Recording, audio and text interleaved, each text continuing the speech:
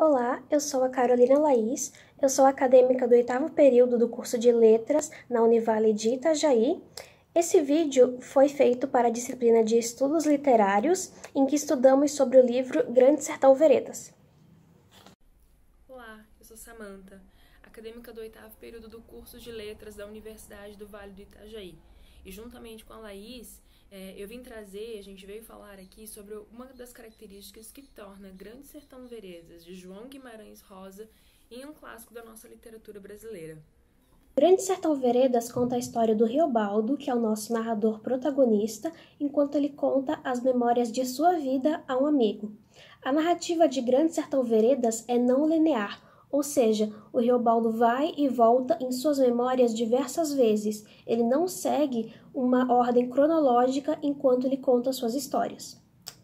Nessas memórias de Riobaldo, ele conta sobre seus amores, sobre seus medos, suas reflexões e principalmente sobre o seu grande questionamento, que é a existência ou não do diabo. Grande Sertão Veredas se passa no sertão brasileiro entre o início e o meio do século XX e a obra explora bastante a influência do meio sobre o indivíduo. Esse romance, que é um clássico da nossa literatura brasileira, causou muita surpresa entre os críticos da época, quando ele foi lançado, não só por causa do enredo, mas também por causa da sua linguagem e da sua estrutura. Sobre estrutura é o que nós vamos falar aqui nesse vídeo.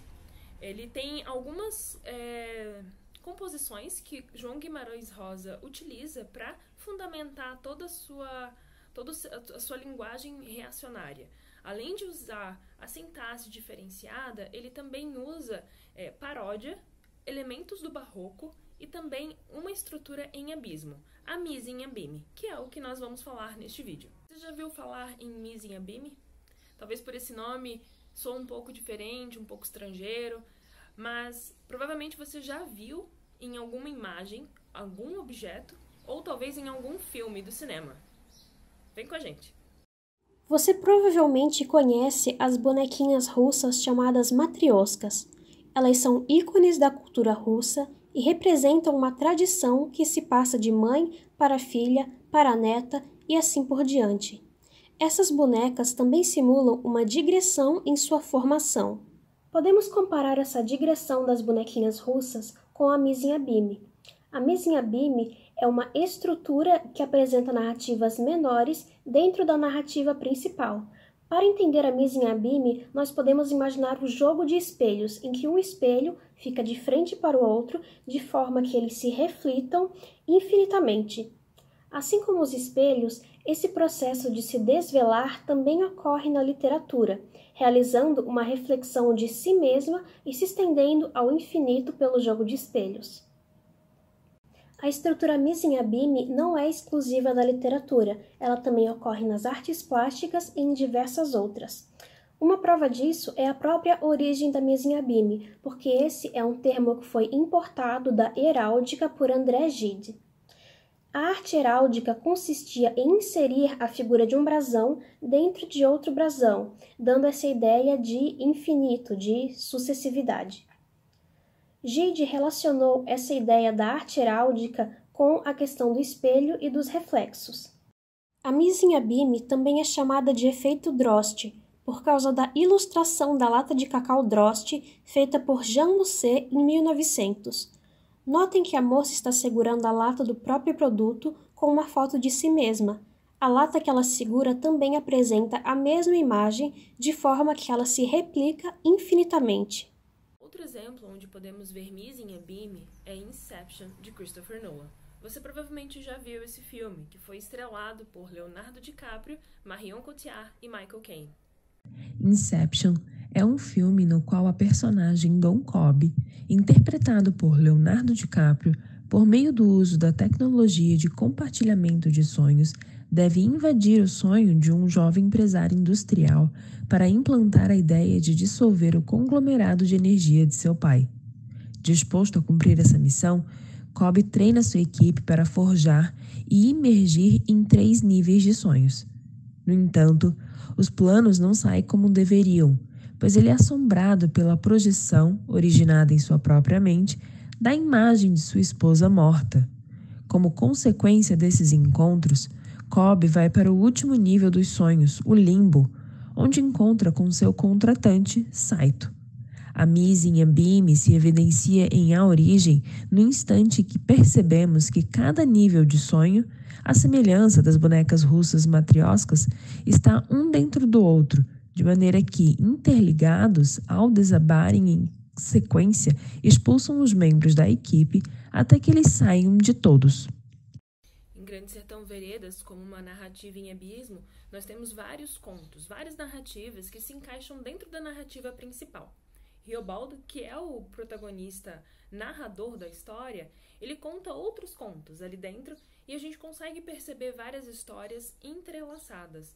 É como uma estrutura em camadas. De uma camada sai a segunda, da segunda a terceira, da terceira a quarta e assim por diante. É uma construção em abismo, como um reflexo. A obra se reflete em si mesma.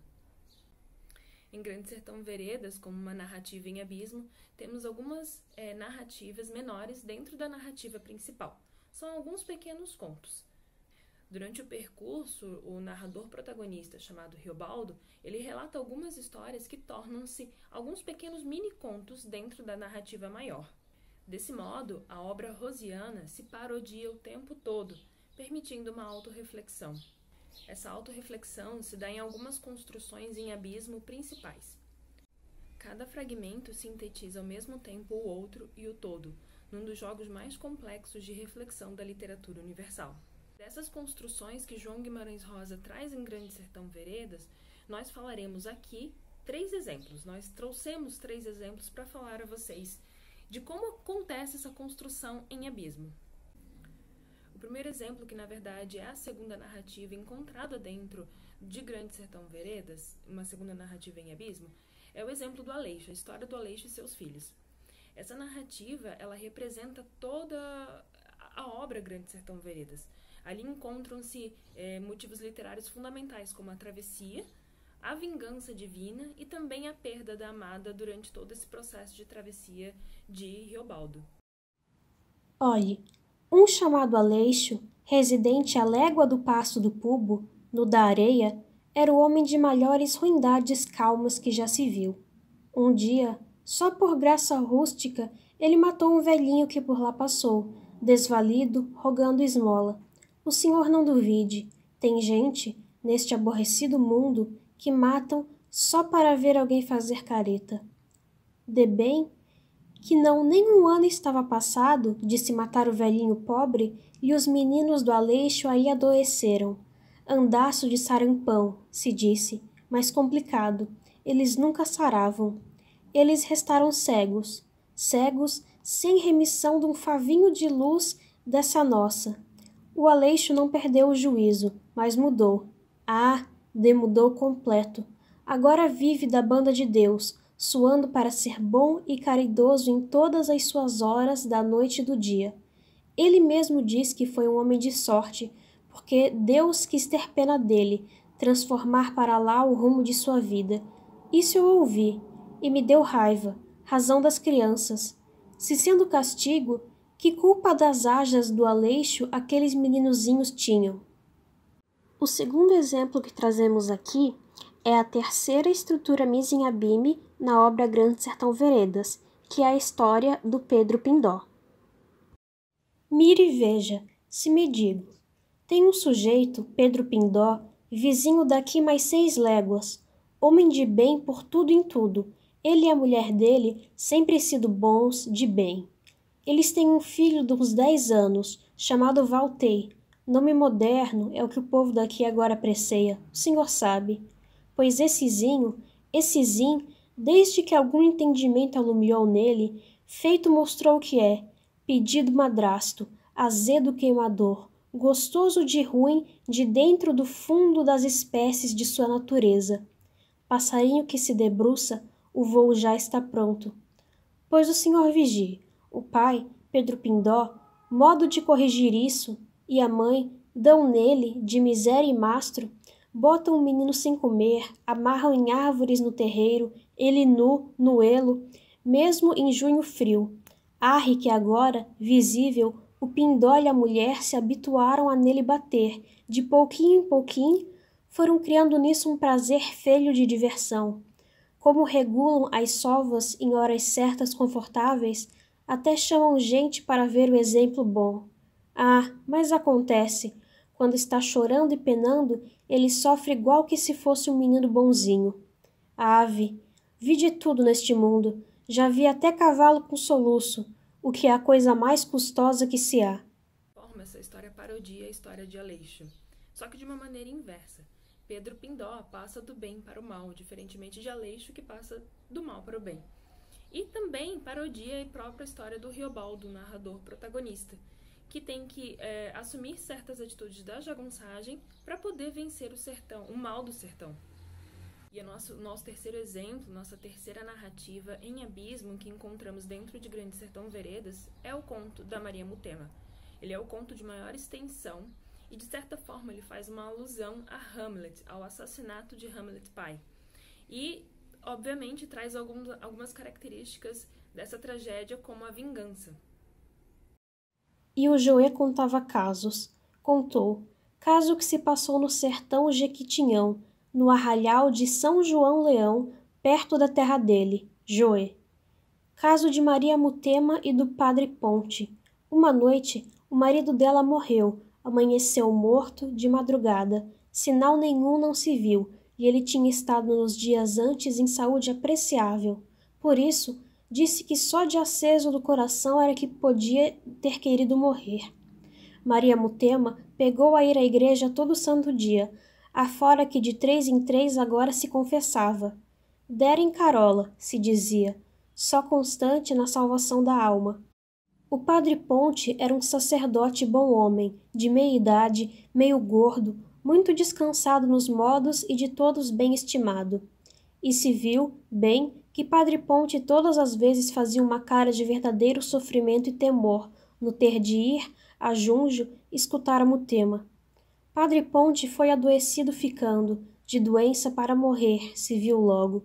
Morreu triste, e desde por diante, mesmo quando veio outro padre para o São João Leão, aquela mulher Maria Mutema nunca mais voltou na igreja. Ninguém não alcançou de saber por que lei ela procedia e pensava. Por fim, no porém, passados anos, foi tempo de missão, e chegaram no arraial os missionários. E foi nessa hora que a Maria Mutema entrou. Fazia tanto tempo que não comparecia em igreja, porque foi então que deu de vir. Que salha, com seus maus segredos em nome de Jesus e da cruz. Se ainda for capaz de um arrependimento, então pode ir me esperar, agora mesmo que vou ouvir sua confissão. Mas confissão esta ela tem de fazer na porta do cemitério. Que vá me esperar lá, na porta do cemitério, onde estão 2 defuntos enterrados. Ao que ela, onça monstra, tinha matado o marido, e que ela era cobra, bicho imundo, sobrado do podre de todos os estercos. Matou, enquanto ele estava dormindo. Assim despejou no buraquinho do ouvido dele, por um funil, um terrível escorrer de chumbo derretido. E depois, por enjoar do padre Ponte, também sem ter queixa nem razão, amargável mentiu, no confessionário. Afirmou que tinha matado o marido por causa dele, padre Ponte, porque dele gostava em fogo de amores e queria ser concubina Amásia. Tudo mentira. A história de Maria Mutema, da conversão de demoníaca para santa, concentra alguns dos motivos rosianos principais e os propaga em grandes sentidos. O que chama atenção é que, como ela mata o próprio marido, reflete muito ou faz uma alusão muito clara como Cláudio matou seu irmão, o pai de Hamlet. Bom, chegamos ao final do vídeo, espero que você tenha gostado e se interessado um pouco sobre a estrutura Mizinhabime e sobre a obra Grande Sertão Veredas. Vamos terminar relembrando uma frase da obra que é: digo, o real não está na saída e nem na chegada.